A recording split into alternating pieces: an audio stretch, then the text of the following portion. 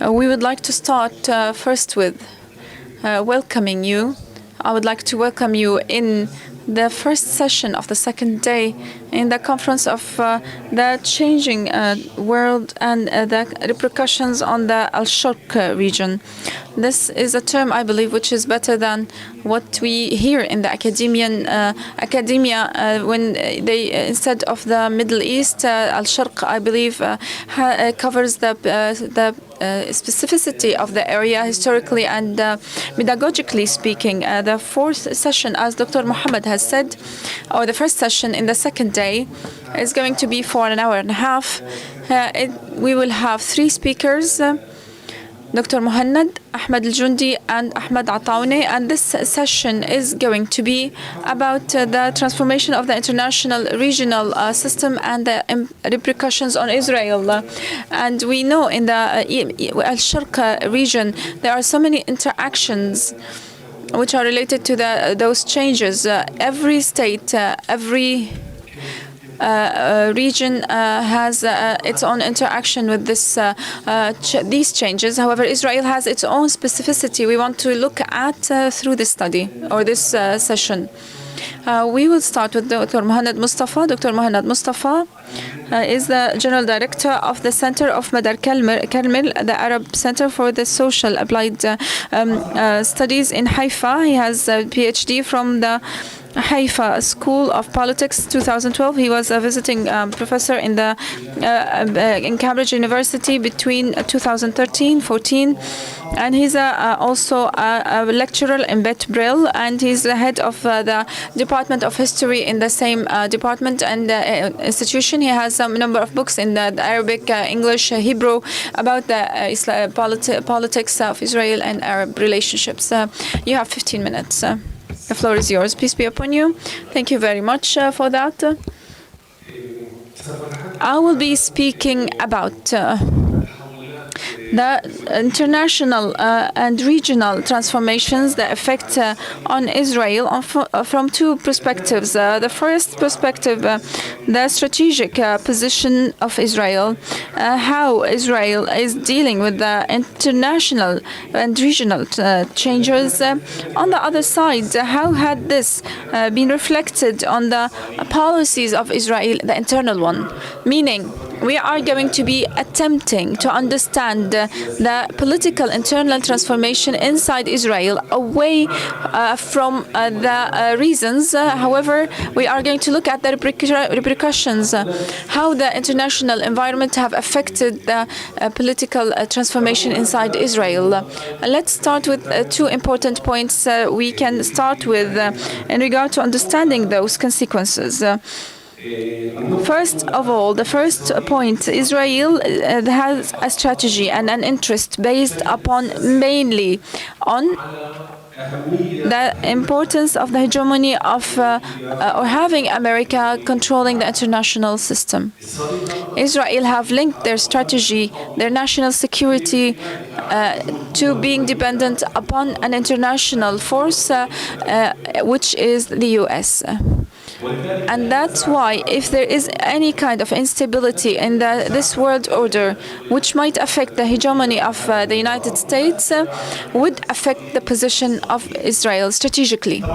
So Israel knows this.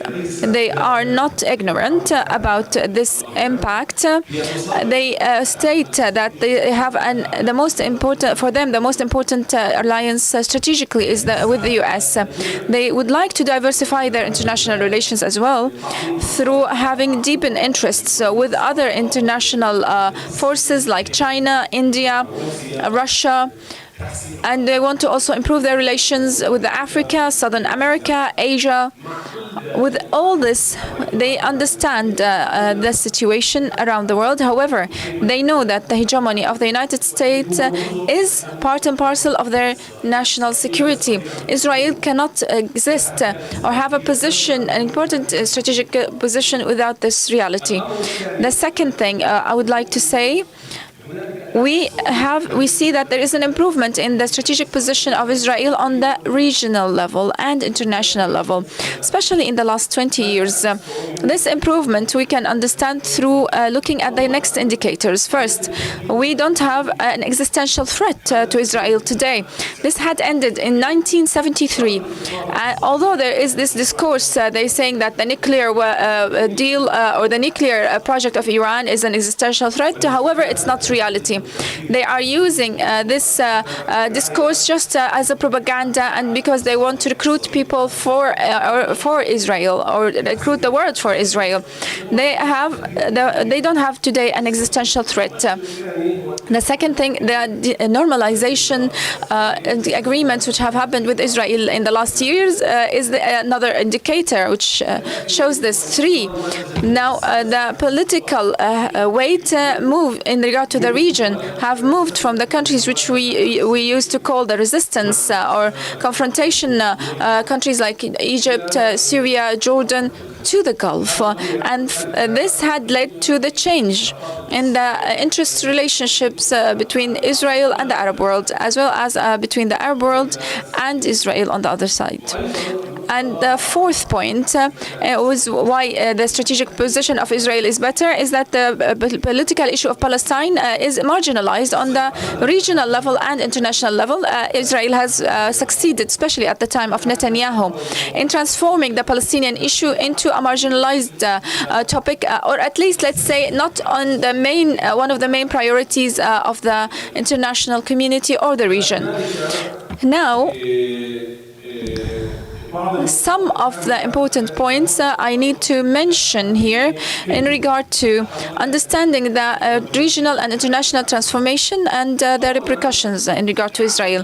The first factor, now we have more importance given to technology on the international level. And here you see Israel as a new force. Now there is a relationship between this improvement in the technological advancements in Israel on the military and the civil level, and the relationship with the position of Israel, especially in regard to the air defense systems, which Israel is ahead of the advanced countries. They can produce those. And they are number 10 on the level of the world as countries exporting arms, and they export 2.4% of the production of arms, and this is a large percentage if you look at the population of Israel. I would like to link another topic to this, which is energy. Now, the energy, especially the gas, which was discovered in the Mediterranean on the border of or the coastal area of Palestine, or let's say on the regional border of Israel, this the energy issue had improved their position on regard to the strategic issues. The gas is now an important factor in the strategy of Israel, not on the level of the economy. This is not what we are talking about, but on the strategic level. And the energy, specifically the natural gas, had improved the position of Israel strategically, and you can see this through the next indicators. First, this agreement of the demarcation of the borders with Lebanon, which was in October 2022, and the other exportation deal with to Europe, and this was in partnership with Egypt in 2021. Also the pipeline Eilat Asqalan, or what is called in Hebrew Ashkelon, and this is an agreement with an Emirati company to export gas through the land to Europe. And also there are the gas agreements between Israel as well as Jordan, Egypt, specifically after Egypt. In the past used to Israel used to export gas from Egypt. Now Israel exports it to Egypt. So gas and energy are very important factors to understand the strategic position of Israel on the regional level. Now, on the international level, Although I have mentioned this, yes, Israel is basing their position in relation to the hegemony of America, and in any kind of instability in regard to America threatens the national security of Israel. Nonetheless, there was a privilege given to Israel, and now they've lost. Now, they had a strategic relationship with the United States. They had the ability to improve their strategic also relations with other new forces on the international level. Now, this margin of movement, this privilege have been decreasing in the late years because now there is more competition and conflict between the United States and China from on the one side, and between United States and Russia on the other side. So, for example, now, the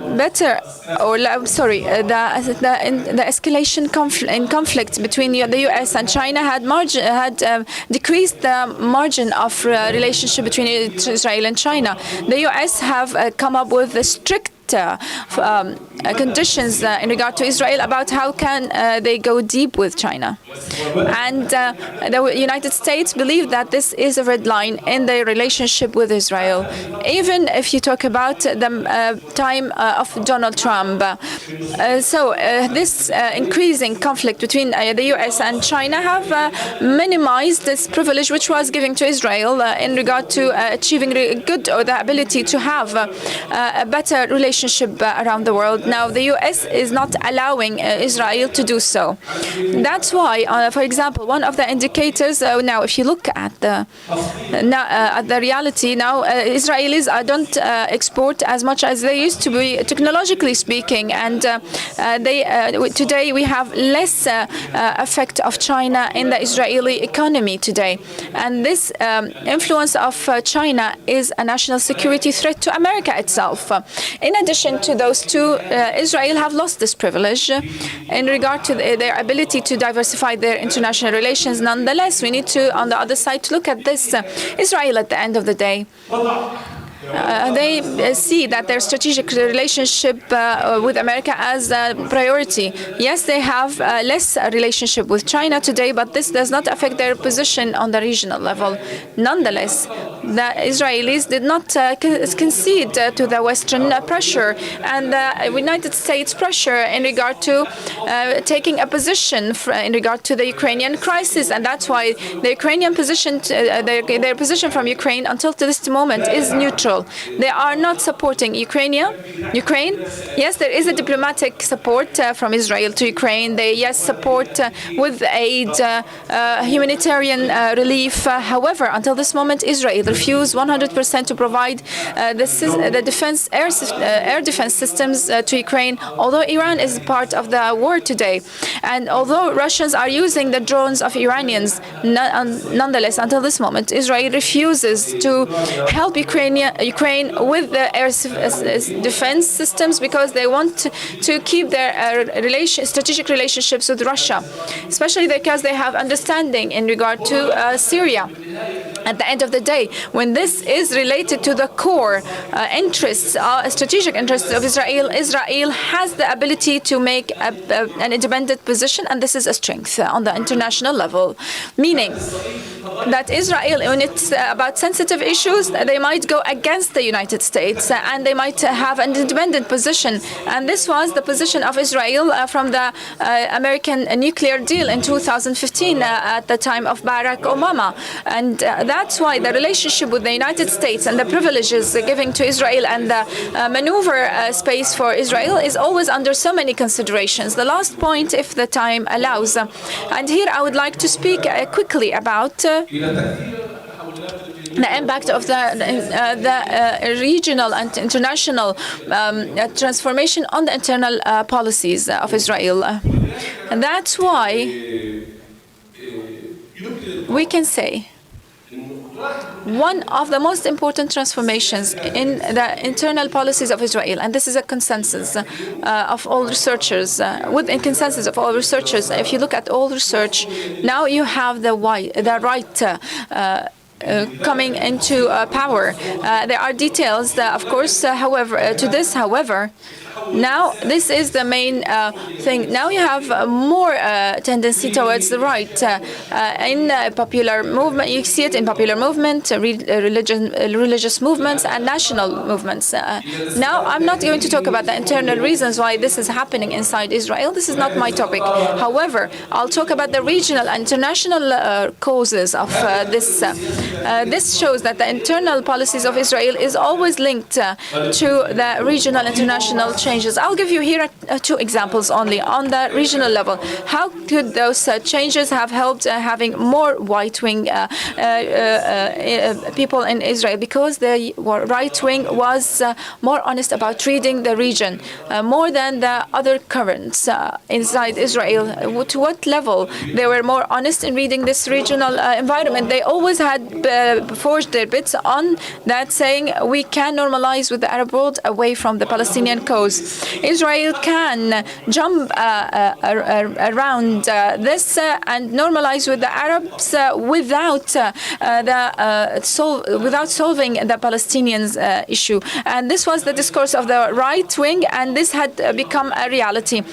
When this had become a reality in a strategic issue, now you are more credible in front of the people when you read the strategic realities. And this is why now the right wing is more prominent in Israel. And now, regardless of this, although there is a crisis because of the protests, because of the changes in the constitution, Netanyahu still have his bits on this normalization with Saudi to help him from this situation. Those changes in the region have helped the right wing to be more dominant now. The agreement of normalization with Israel had proven the right wing discourse to be right.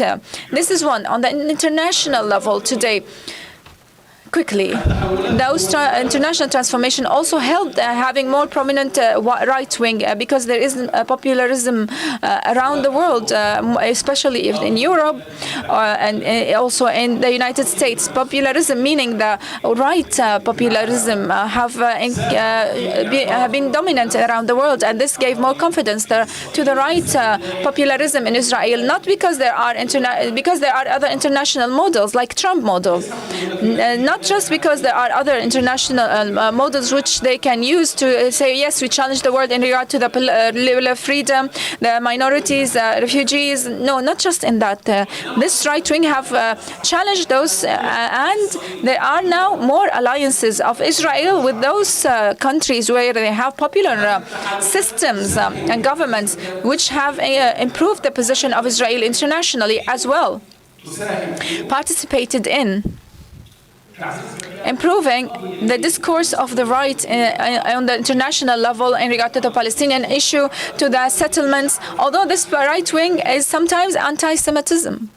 Nonetheless, the right wing of Israel is ready to have alliances with those right-wing popularism movements in Europe because they are against the Muslims, and that's why they support the settlements in the West Bank. So the settlement occupation or project for the right wing is more now important than anti-Semitism around the world. Those two transformations, those are amongst the very small indicators, have been reflected directly on the internal policies of Israel. Thank you very much. Thank you very much, Dr. Mohannad, for this very important, valuable intervention and for committing to time. Of course, you have something else to say later. Ahmad Jundi is the professor of the Jewish studies in Cairo University. He has a number of studies around the sects of Jew, and also the Old Testament interpretation, and some also translation. Also the conflict over Jerusalem and the sacred places, and which have been translated to Hebrew, as well as a number of articles about Israel and its relationship with the Arab and Islamic world. Dr. Ahmad, 15 minutes. The floor is yours. In the name of God, peace be upon the Prophet Muhammad. At the beginning, of course, I would like to thank Al-Sharq Forum for this invitation, and I express my happiness for being with you. And this is a problem because I'm the only Egyptian amongst the Palestinians here. Nonetheless, maybe what had happened yesterday, might make the Palestinians sit happy. In regard to, in general, Henry Kissinger has this saying, which says the Israeli policies, Israel does not have foreign policy. They always have internal policies. That's it. And Dr. Abdul Wahab al-Masiri, may God have mercy on his soul, had been talking a lot around the problems of Israel, and he said that the main problems are internal, and that the possibility of explosion from within is one of the reasons which might end Israel. And from this basis, I'm basing my argument on the internal situation inside Israel, and then the region, and then the possibilities of the normalization with some of the Arab countries, specifically Saudi Arabia. I would start with within Israel. There are large problems in regard to the political system in Israel. They are the ones which have produced the current crisis. And this crisis, if you are talking about the existential threat and that of war had ended, however, the internal threat is still there. This is something which the think tanks and strategic centers have been talking about, and also journalism. This crisis had started with the beginning of the establishment of the state, when they avoided establishing a constitution because they did not want to disagree or have differences amongst the military groups and the militias. They would have differences in regard to the identity and the state form, and that's why they did not create a constitution. Then they started creating main laws. Israel has 14 main laws only. They started from 1958. They started with the Knesset law. Those laws, we will be surprised, from 58 till this moment have been amended 120 times. Those amendments, sometimes they are just approved with just 10 members or 10 votes in the parliament. One of them is the dignity of human being and the freedoms law. It was approved in 1992, ratified, and at that time who attended the session was 53 people. Who have agreed on this were 32.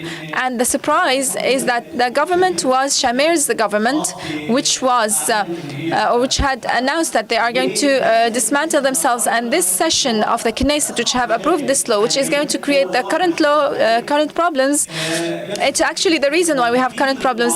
From the opposition at that time, who agreed on this were double the number of who agreed on the law from the government's coalition. This situation had led to an overlap of authorities, and having some authorities going beyond their forces or capabilities. For example, the judicial system is more strong than the constitutional and the executive arms. For example, the judicial consultancy is happening by assignment, is for 6 years term. However, the judicial consultant has the right to stop the government's decisions from being implemented. He has the right to oppose them, and his decision is binding by the higher court decisions in Israel. This strong judicial grip over the government, and actually this is not something which happened in the last few months only. This is something which have been there for 4 or 5 years. This discourse, the Raviv Lavin is the one who is leading the project, was at that time the Minister of Tourism. At that time he was saying that things should change. When the government today have started, when he reached the government, they are not trying to do this. Now there is a revolution in the judicial system or a coup. If it's a revolution, it's in favor of the government, or a coup, the coup is the opposition's term. The two sides realize that yes, there is a real problem and that system needs to change.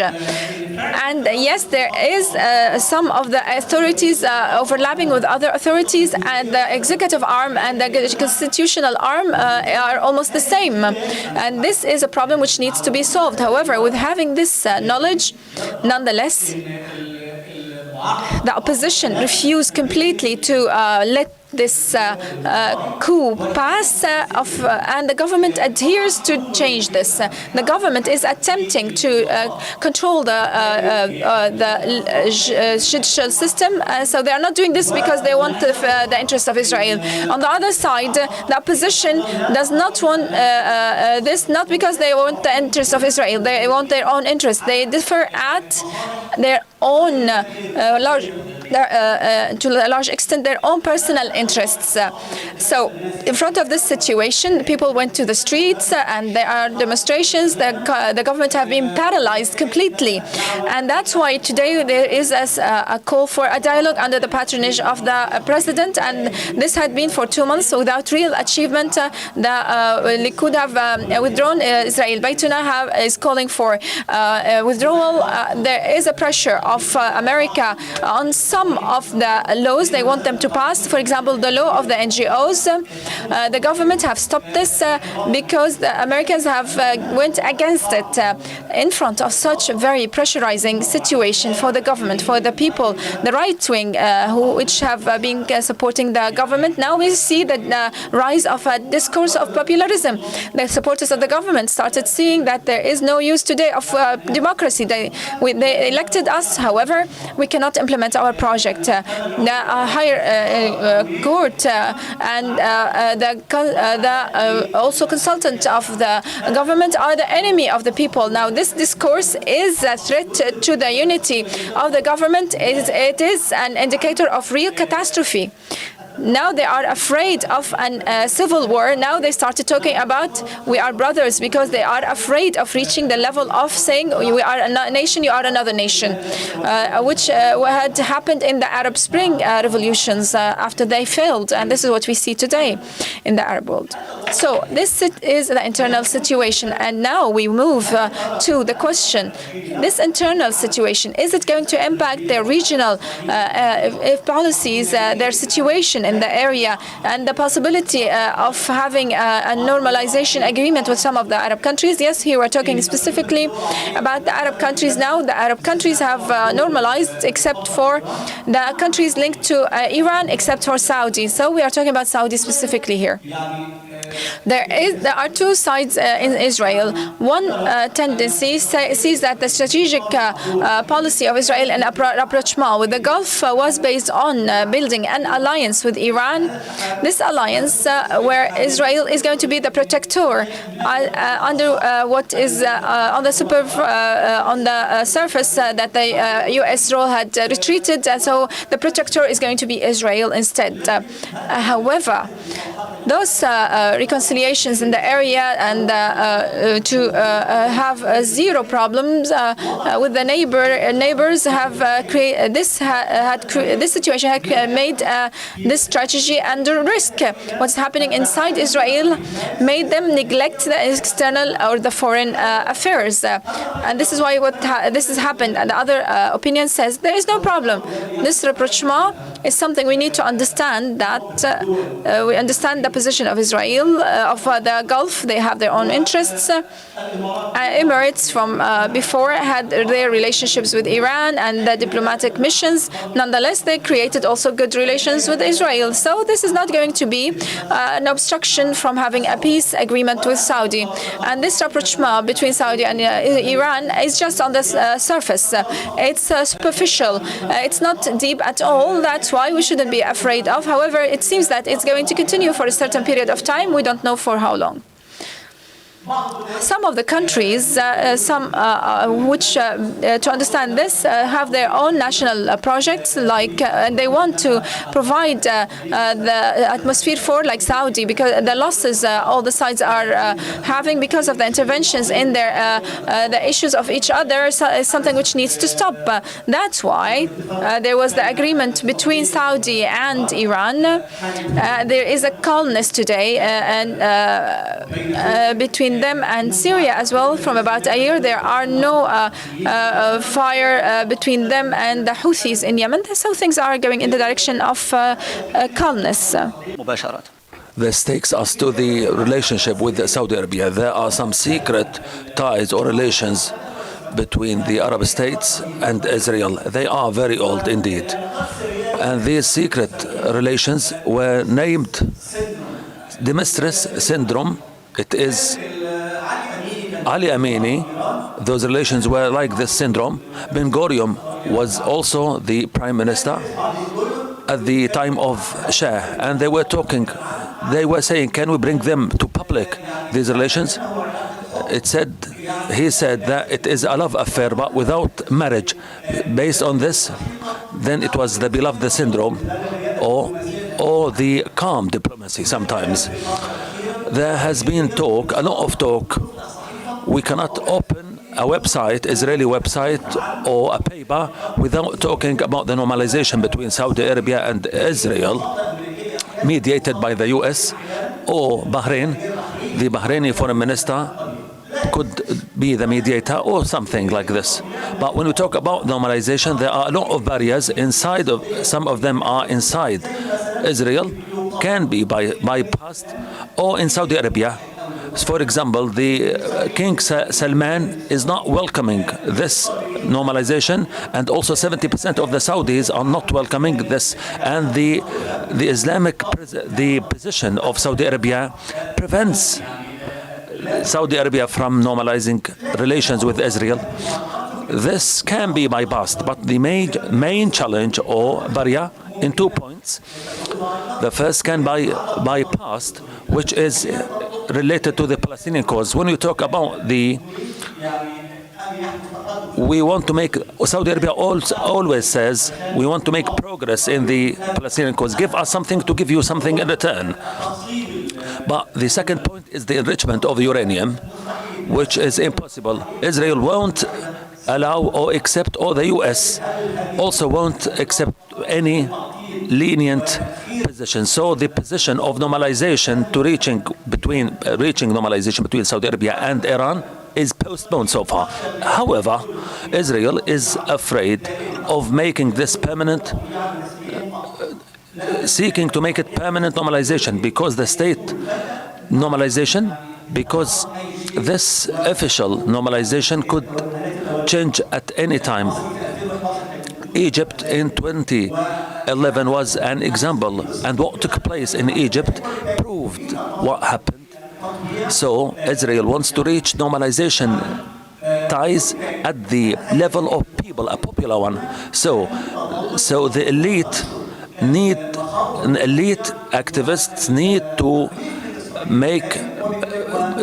spread that the normalization are very dangerous, and the normalization is and Israel is a big problem in the Middle East, and needs to be wiped out from the map. So when we talk about the Palestinian and the Israeli, I don't think there is a real talk to make use of the internal crisis in Israel, and I thank you very much indeed at the end. Thank you, Dr. Ahmed, for your insight, and thank you for observing the time. Now we go to Dr. Atauna to comment. Dr. Ahmed is the director of Vision for Political Development. He has PhD in political relations from Malaysia. He has the book of Rapprochement on, and he wrote also Muslim Brotherhood. He wrote in English. He is interested in Islamic movements and the democratic change and the Palestinian cause. Doctor, the floor is yours for 15 minutes. Thank you indeed. Thank you, Dr. Hassan. Peace be upon you. I want to comment here. After Dr. Mohannad and Ahmed talked, I need to address the issue in a different angle to define whether the changes in the international position will pivotally change Israel or affect in Israel or not. My analogy, I just want to go to the roots of the problem problem when we talk about the establishment of the Zionist entity and its philosophy. And let us talk about the changes in the international order will affect this or not. We all know that this entity, Israel, as a result of major changes in the international order, major powers fell and the new powers appeared or emerged. We know that this entity was established and designed by the colonial powers for imperialist colonial pure intentions, and it was covered in the name of religion and history just to legitimize it in a place the Israelis don't believe in it in terms of history, civilization and geography, etc.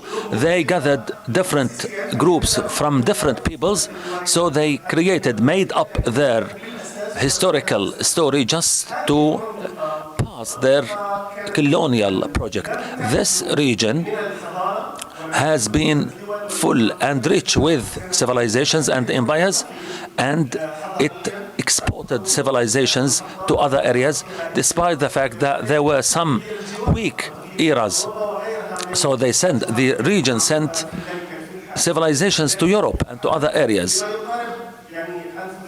for about 1300 years. So they established this entity, Israel, in different policies and to prevent the emergence of any new civilization. So there were different policies. One of them, Israel was established for this, and I support this vision. So Israel has a homework or a function, for a definite function. Let us ask, is this function still pivotal, important, vital for the international order? And is this function going to continue in its vitality to create new powers in the international order? We talk about China, India, and Russia.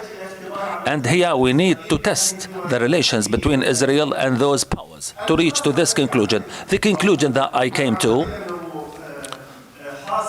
what has happened so far, the nature of this role of Israel for this entity, and for the pivotal role of this entity, and for the attitude or position of the major powers.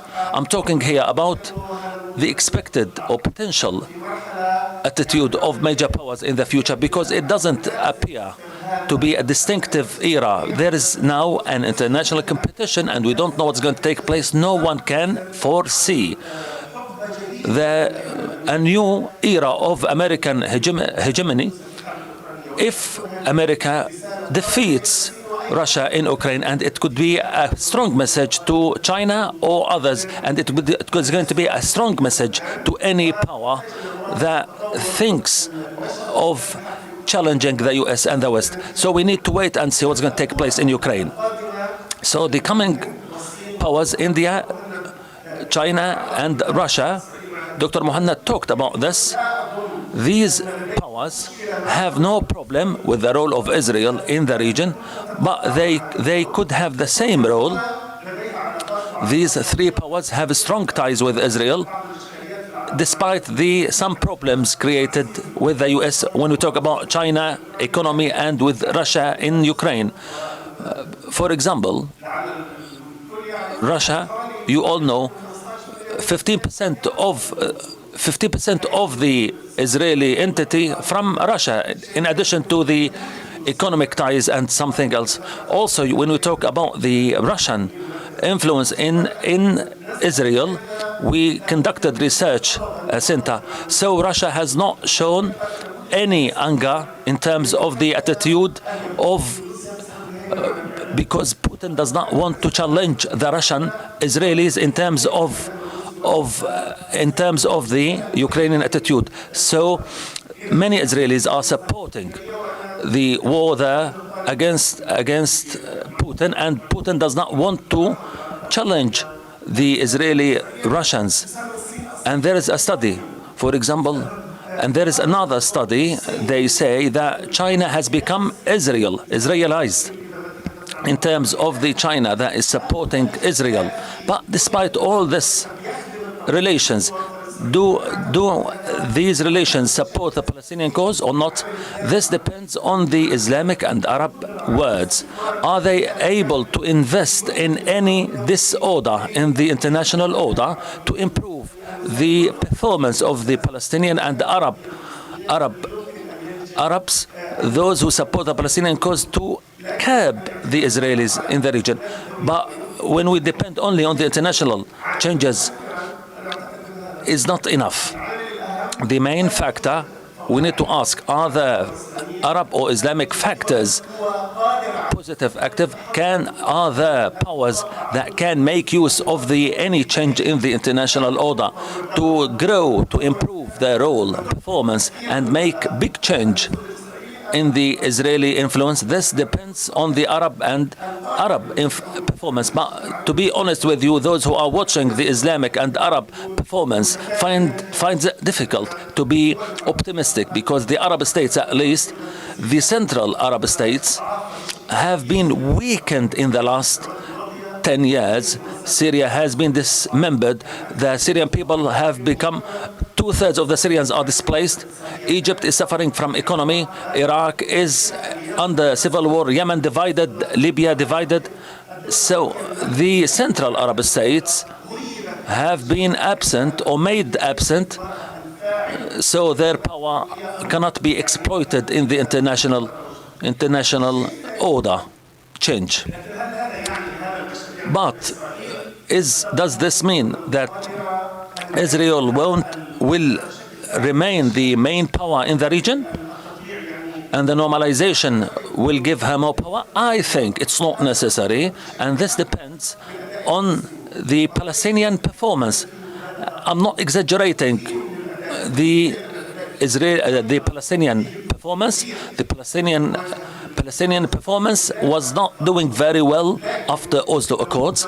But if we look, for example, at the Arab states, or a number of Arab states went to the normalization ties, as the doctor mentioned, just to jump over the Palestinian cause, and they cancelled the solution of the Palestinian cause as a gate for the normalization, and they bypassed the Arab initiative. But the Palestinian initiative, the performance, prevented Israel from achieving their goals. Based on this, they want to end the Palestinian cause.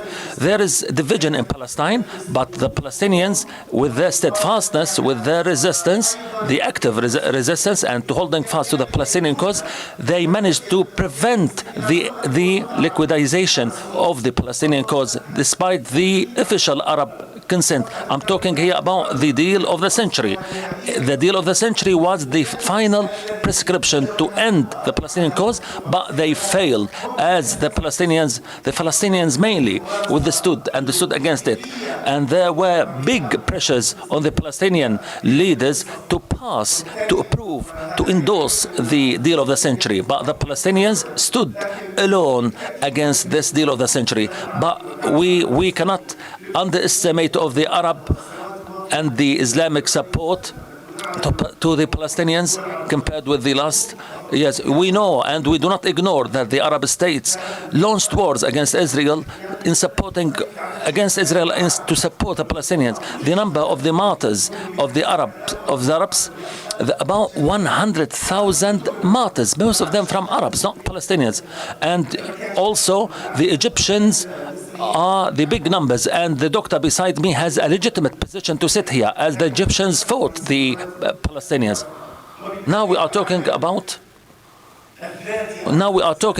the Islamic and Arab factor is extremely important in terms of the Palestinian cause, as it plays a major role against Israel. In the 3 remaining minutes, I need to address the questions. I try to answer directly these 3 questions. Are the changes, for example, the first question, in the international order will affect the position of Israel amid this Arab weakness? I've answered this. This depends on the Arabs and the Islamic world in terms of investing, but not investing the changes, but not independing on the major powers, as the US is still the major empire. They have about 750 military positions in different parts of the globe, and they have a lot of military positions in the Middle East, and they consider Israel advanced position in the Middle East. And Biden said recently, had not been for Israel, we would have been obliged to create Israel. So if Israel was not there, how many military bases we need more? So the US full sponsorship for Israel is full. So what about the right extremists in Yemen? What about this position? We need to study this when we talk about the right wing Israelis or Zionists. The Arabs are dealing with the right wing more than the left wing. The normalization took place at the time of Netanyahu. Had it not been for the civil war in Sudan, Sudan would have gone to continue the normalization with Netanyahu. And people are talking about Saudi Arabia. We hope not see Saudis normalizing with Israel. It's clear here that this approach depends on three factors. The first one, the Arab-US ties and the US influence in the Arab countries. Two, the weakness in the Arab states and the concerns about the Iranian project, the Turkish project. Some of them say it's the Turkish project. The third one is the crisis of the Arab regimes in most Arab countries when we talk about legitimacy and their relations with the peoples. When we talk about the crises inside Israel that Dr. Ahmed extensively talked about, it was not the first crisis, but which is not the first extremist one. But unfortunately, this institution, Israel has institutions to deal with the crisis. I need to tell you about something. For example, and this entity, this Israel held 5 elections in 5 years, 4 or 5, no, without any wars or killing or any strife. They smoothly give power to each other. Based on this, it is not necessary.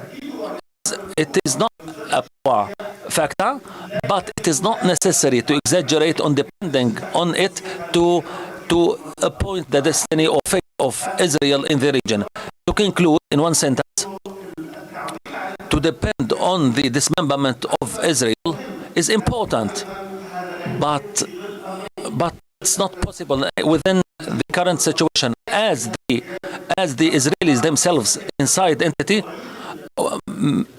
were born inside Israel.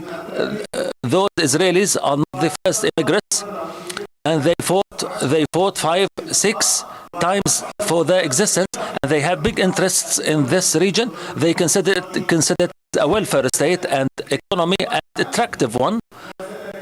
So the surrounding states are not threatening them, and they are not obliged to immigrate and leave Israel. Thank you indeed. Thank you, Dr. Hassan, for your patience, giving the time. Thank you, Dr. Ahmed. You facilitated many things as you address the questions, and we need to agree upon something. Just to have a smooth day, we need to end each session on time. Please observe the time. Now we have the inside part. We have about, as he said, 35 minutes to all.